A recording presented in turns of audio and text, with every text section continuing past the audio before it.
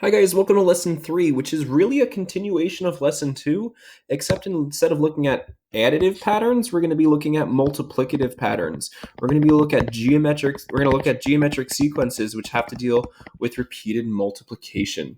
So try the opening exercise, state the pattern, and find the next 3 terms for me. Hit that pause button, and when you're done, press it again. So the pattern is, we'll start at 3. And how do I get to the next term? Well, I multiply by 2.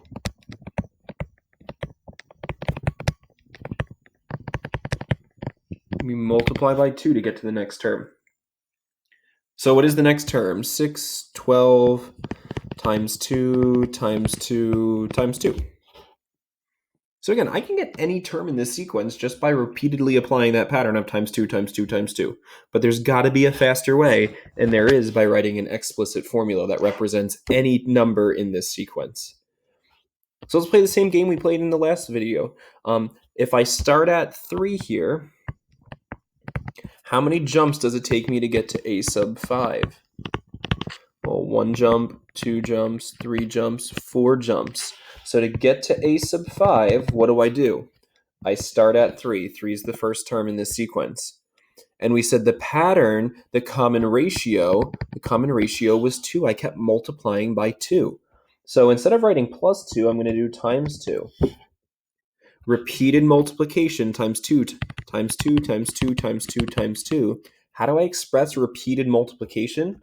As an exponent. So things are basically the same, but we change from additive notation to repeated multiplication, which makes things into exponents. So 3 times 2 to the 4th.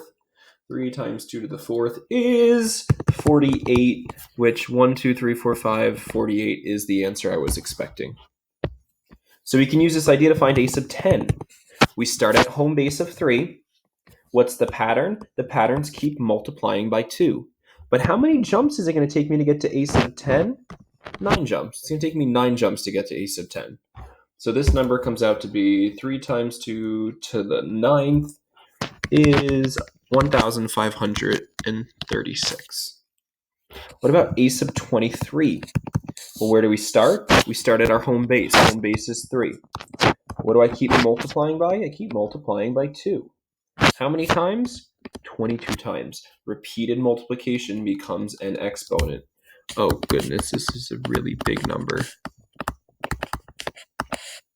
About 12 million-ish.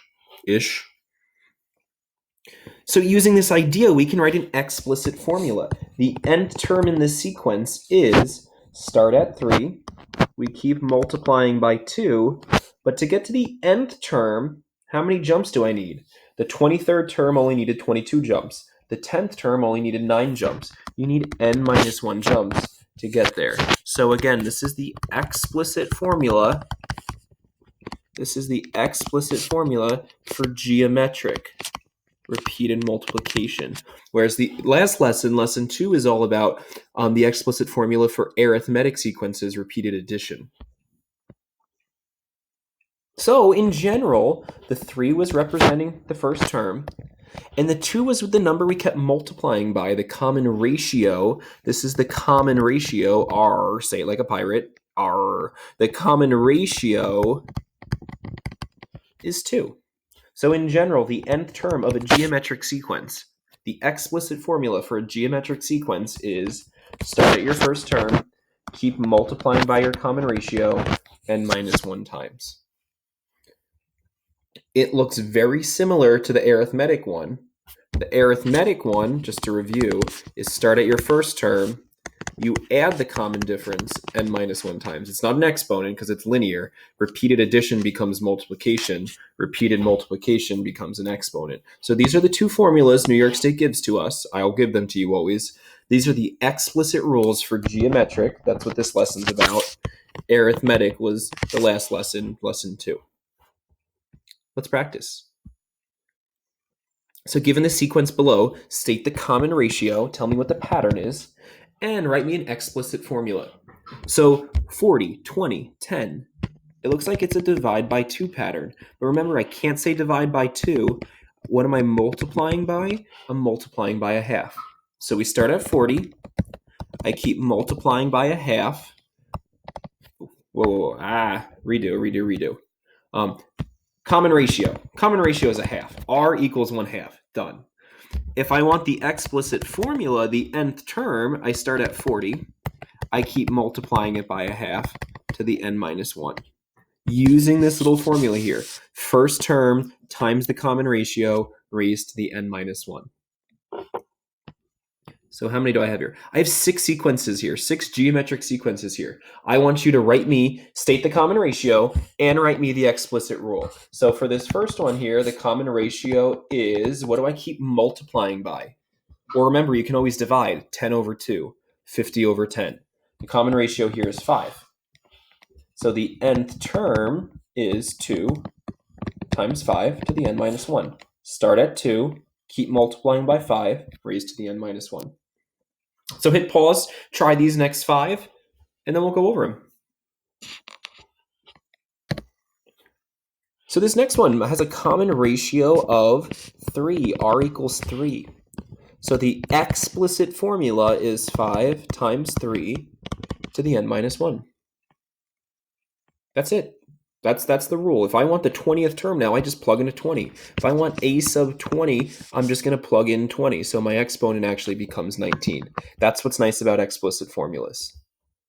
For this next one, notice it's decreasing. It's decreasing. So how do I get the ratio? I do second over first. Third over second. You go further in the sequence and put it over the guy before him. All these ratios look like they equal 1/3.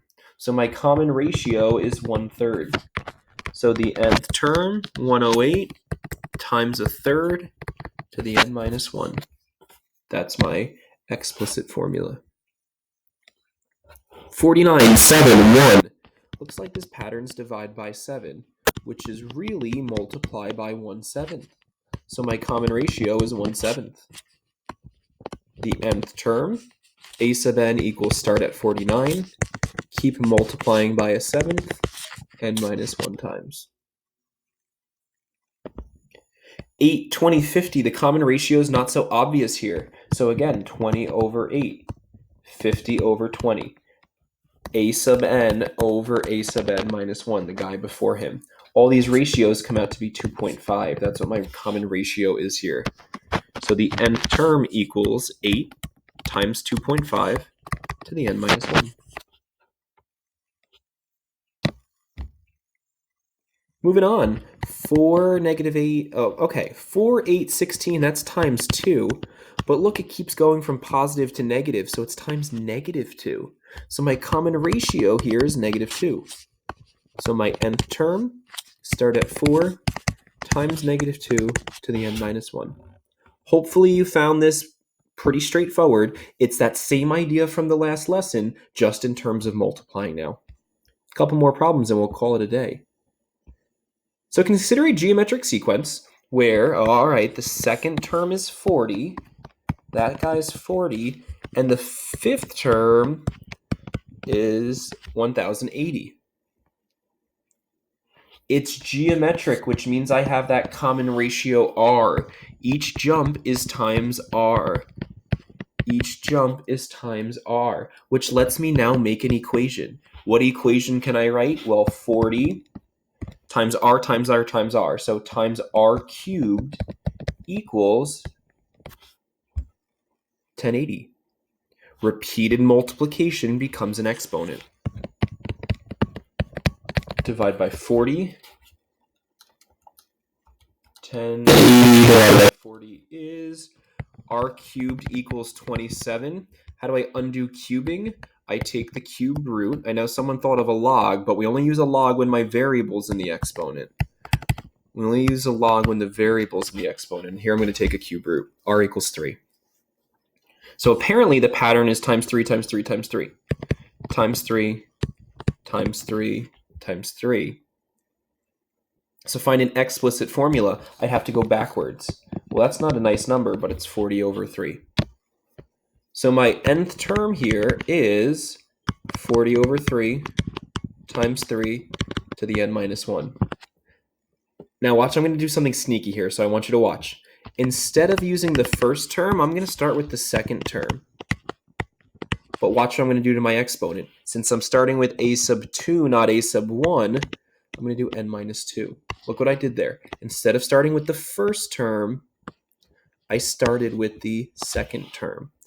I wouldn't really do that, but know that you have that power to kind of move that number around. Whatever number's out front, the first term, the second term, the third term, that subscript there is your subtractor, your subtracting number in the exponent. We're going to use that in a minute, which is why I wanted to talk about it now.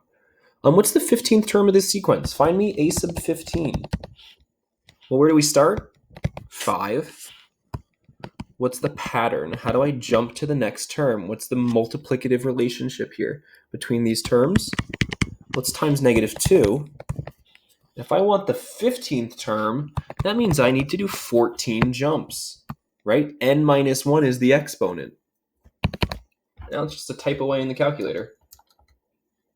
Did you have to use this rule? No, you could have sat there with your calculator and just went 80 times negative 2, times negative 2, times negative. You could have just kept going that way. But I find it pretty easy to just use that little formula and get the answer. So you had to realize it was geometric, and you had to realize you needed 14 jumps to get to the 15th term. Last problem, and we'll be done with geometric sequences for now. A laboratory culture begins with 1,000 bacteria in the beginning of the experiment. So we're starting with 1,000 bacteria, which I denote by 0 hours. So sometimes I start a sequence as a 0 instead of a first term, which is weird, but that's okay.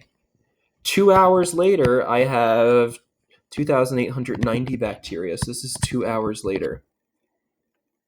If the number of bacteria is increasing by a common factor, so that means I'm multiplying by a common ratio, I have a common ratio here, times R times R. So I have 1,000. R squared should give me 2,890. Started with 1,000 times a ratio times the ratio gives me 2,890. So I'm going to divide by 1,000, and then take the square root. So R equals, well, the square root of 2.89 is 1.7. But careful, when you take a square root, it's plus or minus. Cube roots are okay. Cube roots, you get an answer. Square roots, you have to do plus or minus. But because I'm dealing with bacteria, I just need the plus. R equals 1.7. That's my common ratio here. So now I can get my next terms. 1,000 times 1.7, 1,700. Times 1.7 brings me back to here. Times 1.7 to get the next term, 4913. That's the next term in line. So find an explicit formula for P sub n, where P sub 0, so notice I'm starting at the 0 with hour, times 1.7. Careful with my exponent here. I'm not going to do n minus 1 because am I starting at the first term? I'm going to do n minus 0. So I really don't need that minus anything. Why? This is the 0th term. He's the 0th term, which means I need a minus 0 in the exponent. Sometimes that happens. If I use the second term, if I put 2,890 here, I'd put n minus 2 in the exponent because that's the second hour. So you got to be careful sometimes and look at, is there a 0th term or is there a first term? I'm going to try not to trick you with that though and try to start with a sub 1. So you got a short little homework here, 4 quick questions, and I'll see you in the next video, which again is about sequences. Bye guys.